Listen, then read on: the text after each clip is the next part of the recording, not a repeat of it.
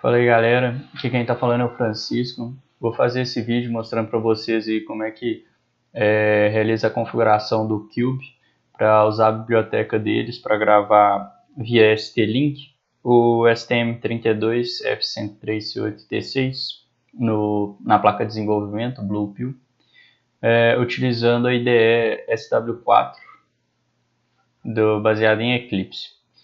Então a primeira coisa é instalar o STM32 e o SW4.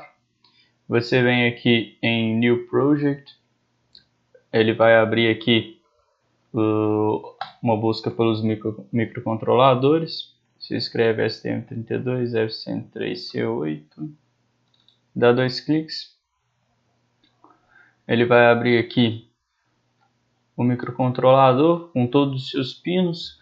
Os pinos em amarelo são os pinos de alimentação, os em verde são pinos reservados. Aqui tem o boot 0, que eu vou explicar depois para que serve, e o reset. Aqui na esquerda tem a árvore de periféricos e os middlewares. Primeira coisa é setar o clock, no caso eu vou usar um cristal. Você vê que ele já associa aqui os pinos que vão ser usados. Aqui eu vou usar também o pino 13 como saída, então aqui ele fica como saída. Na aba de Clock, eu seto aqui a velocidade do meu cristal, configuro para ele ser HSE externo, coloco um multiplicador PLL de 9 vezes, seleciono o MUX PLL Clock para dar um clock no processador de 72 MHz.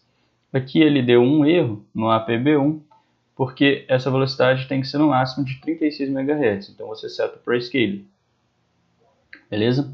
Todas as vezes que você setar isso daqui e tiver vermelho, você tem que mudar. No caso, se eu estivesse usando o conversor ADC, aqui, por exemplo, eu teria que mudar também, porque o máximo é 14, então tem que usar o Prescaler.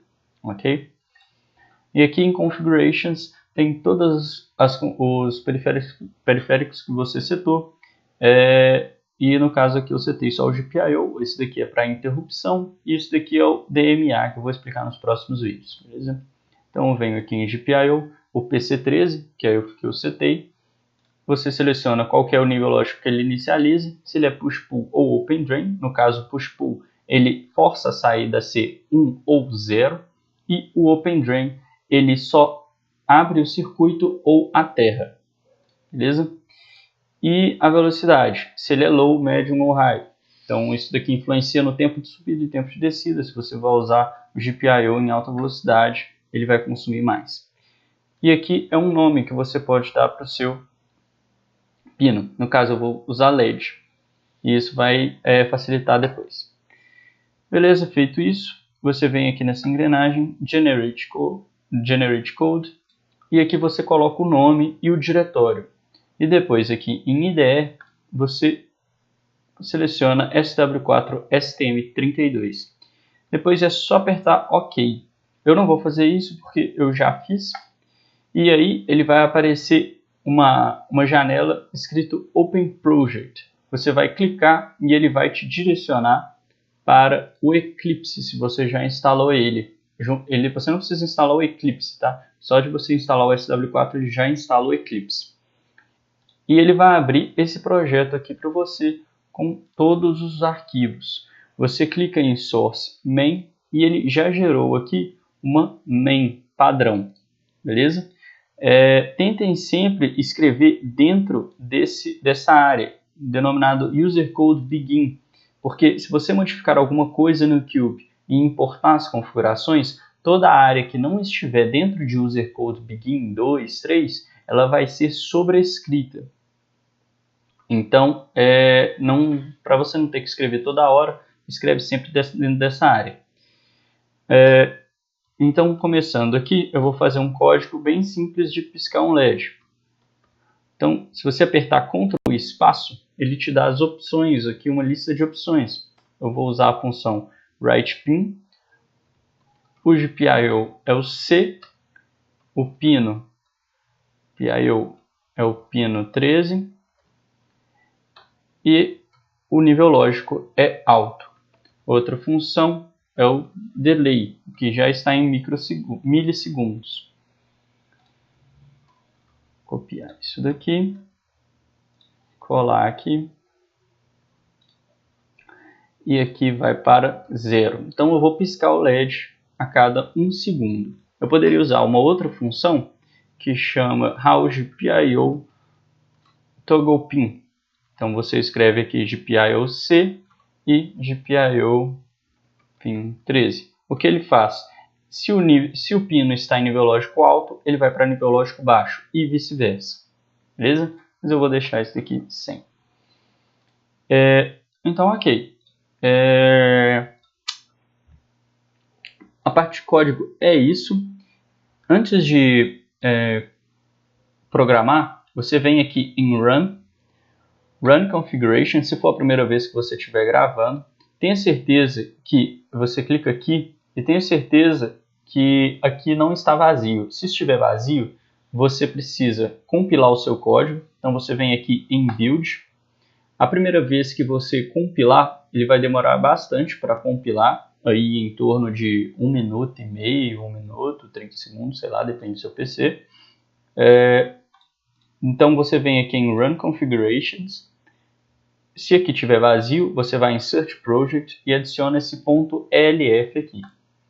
Depois você vem aqui em Debugger, clica em Show Generator Options e aqui marque a opção Software System Reset, beleza? Antes de você dar Run, você precisa fazer o seguinte, ir na sua placa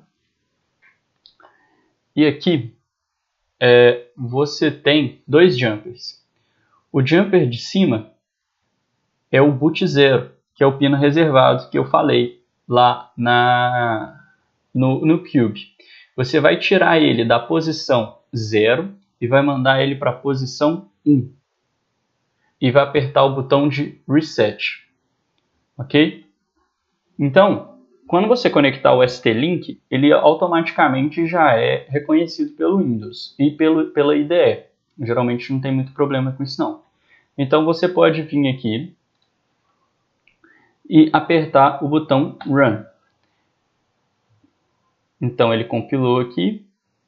E se tudo der certo, você vai ver essa mensagem aqui, que ele verificou, está ok e que ele reiniciou. Beleza? Então você vai voltar lá, o seu jumper que estava no 1, você vai voltar ele para o 0, beleza? E vai apertar o botão de Reset de novo. E aí ele vai inicializar a rotina, piscando o LED a cada 1 segundo. Beleza? Então a programação é basicamente isso. Explicando um pouco agora sobre a estrutura do código, como que as bibliotecas funcionam no Cube? Tudo é feito através de typedefs de estruturas. Então, se você der 2 cliques, se você clicar em cima de alguma coisa, der 2 cliques, selecionar ele vai aparecer essa breve descrição que você consegue ver a declaração. Então, esse tipo de estrutura que ele cria aqui tem o pino, o modo e o tipo e a velocidade do pino. Então, nessa função aqui que o próprio Cube gera e chama no início da função de mx GPIO init, se você apertar F3, você vai para a declaração da função. E aqui ele cria essa estrutura nesse typedef. E essa estrutura ele seta pino, modo e velocidade e manda para essa função RAW-GPIO init o endereço dessa estrutura criada. Aqui ele até usou esse LED pin. LED pin é o nome que a gente deu lá no label. Então, esse cara aqui, por exemplo, eu poderia chamar de LED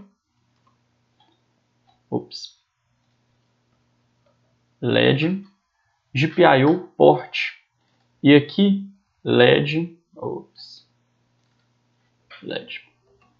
pin. Isso facilita saber qual pino que você está usando. No caso, eu estou usando o LED aqui. Entendeu? É só uma questão de ficar mais fácil de compreender o seu código para quem está lendo.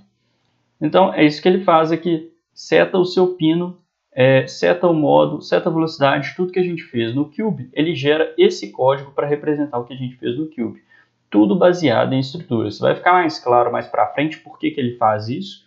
Em bibliotecas como SPI, I2C e o ART, isso facilita bastante, beleza? Mais uma introdução mesmo aí para vocês terem uma noção de como que funciona o Cube, o que dá para fazer. Quis fazer esse vídeo mais curto mesmo, beleza? Então é isso aí, valeu!